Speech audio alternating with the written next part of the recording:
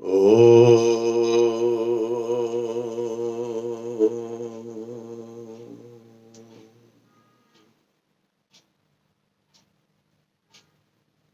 ओम। आज का हमारा विषय है संस्कार क्या है, कितने प्रकार के हैं, और आगे आने वाले वीडियो में जो हमारे वैदिक सिद्धांतों के अनुसार 16 संस्कारों का जो वर्णन किया गया है, उन 16 संस्कारों के विषय में मैं अपने वीडियोस आपको भेजता रहूँगा। नित्य प्रति जब भी मैं वीडियो अपलोड करूँ, कभी भी आपको उसका नोटिफिकेशन यूट्यूब के माध्यम से आ जाएगा, तब जब आप उसको सब्सक्राइब करेंगे। इसलिए मेरा आग्रह है कि आप मेरे चैनल को सब्सक्राइब जरूर करें, जिससे आपको यूट्यूब से मेरे वीडियो की नोटिफिकेशन आपको प्राप्त होती रहेगी।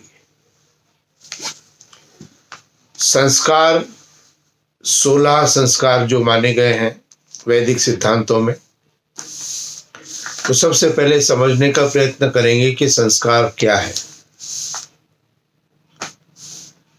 तो संस्कार जो है, जब भी बालक जन्म लेता है, अर्थात जब आत्मा को एक नया शरीर प्राप्त होता है,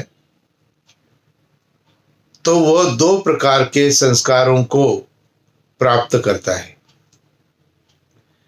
एक तो जो पूर्व जन्म में जो भी उसके संस्कार पड़े हैं, उन संस्कारों के साथ आत्मा नए शरीर को प्राप्त होता है, और दूसरा सामाजिक व्यवस्था, माता पिता, परिवार, यहाँ से जो भी व्यवस्थाएं उसको प्राप्त होती है, वो दूसरे प्रकार के संस्कार है। तो जब बालक का जन्म होता है, तब वह दोनों प्रकार के संस्कारों से प्रभावित रहता है। संस्कार करने का उद्देश्य एकमात्र यही है कि पुराने जो संस्कार है, उन पुराने संस्कारों को अलग करके अच्छे संस्कारों का निर्माण करना प्रारंभ करें।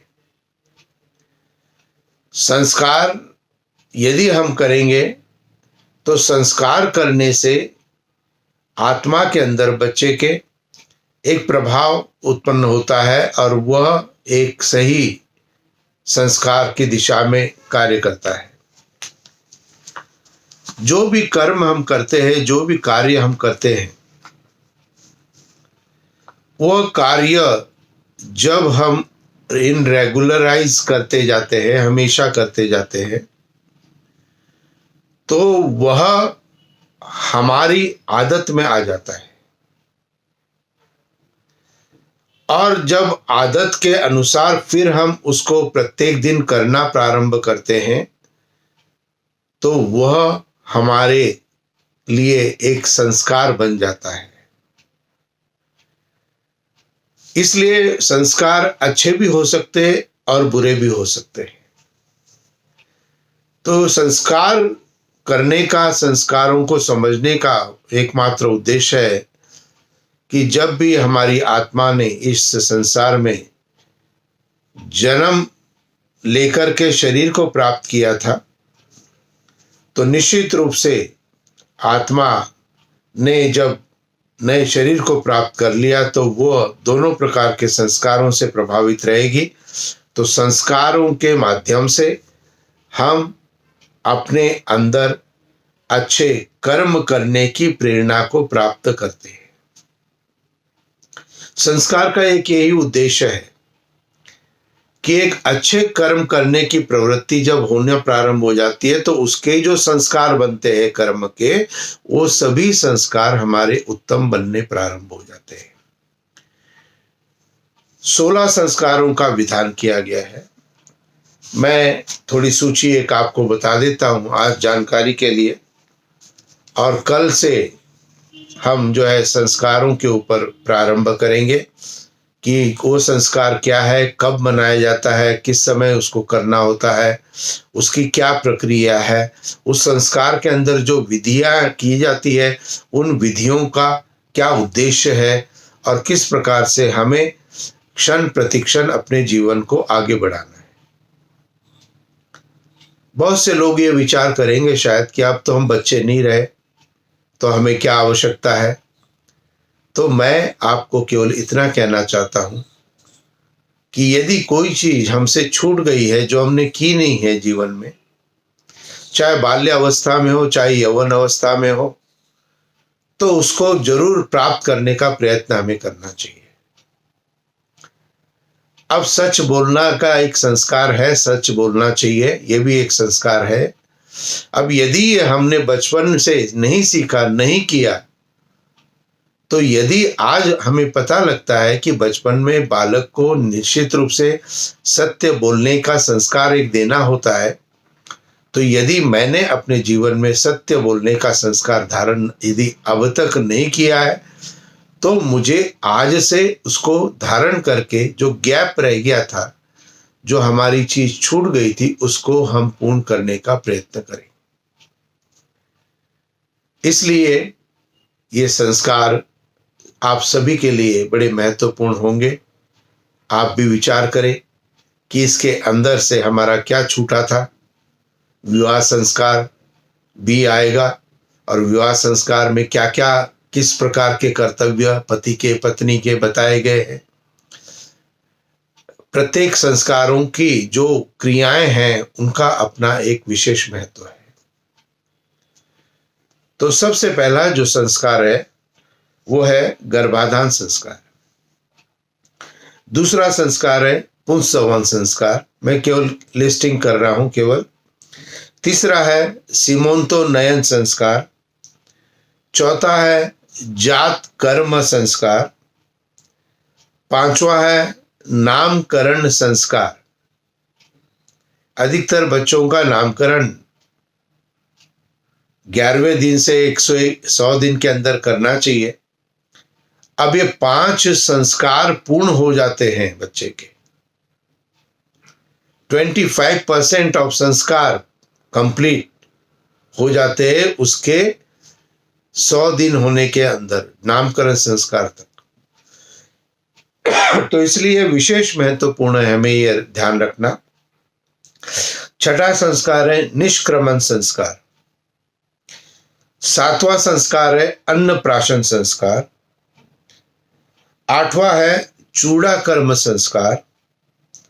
नौवां है कर्णवेद संस्कार। 10वां है उपनयन संस्कार। 11वां है वेदारंभ संस्कार। बच्चे की जन्म आपके परिवार में हुआ, उस बच्चे ने अपने जन्म से जब तक स्कूल जाना प्रारंभ किया तो 11 संस्कार उसके पूर्ण हो जाने चाहिए। जो आदत, जो स्वभाव, जो कर्म है, शायद हम अपने में नहीं डाल सके, लेकिन हम अपने पोता पोतियों, नाता नातनियों को समझा सकते हैं, बोल सकते हैं, कर सकते हैं। अपने बच्चों के अंदर भी हम उस चीज की प्रेरणा दे सकते हैं या स्वयं भी हम उसे प्राप्त कर सकते हैं। 12वां संस्कार है समावर्तन संस्कार। 13वां संस्कार है विवाह संस्कार।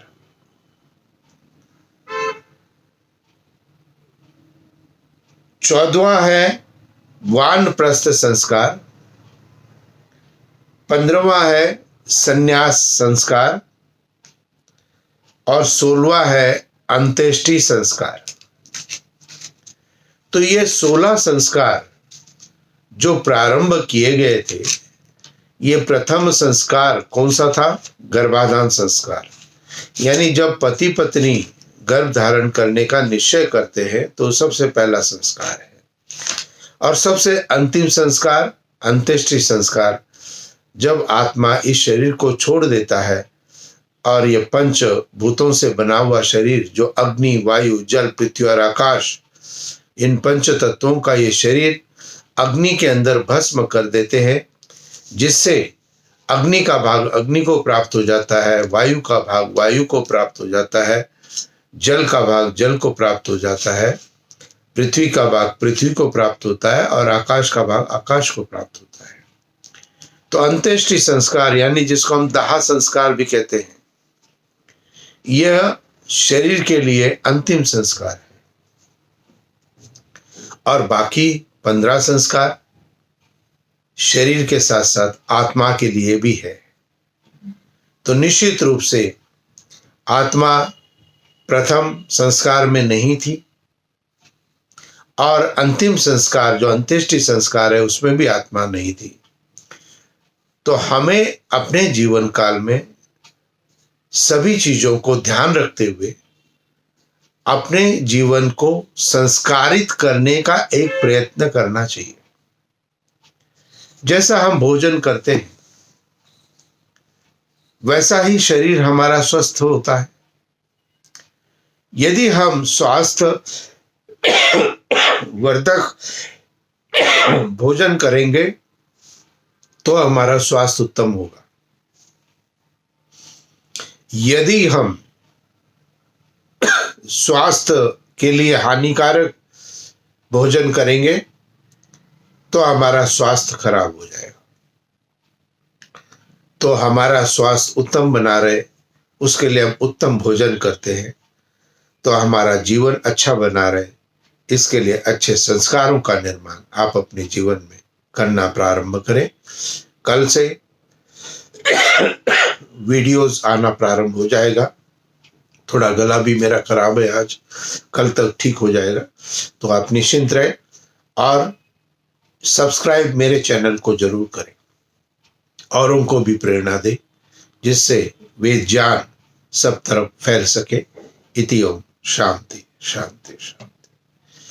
ओम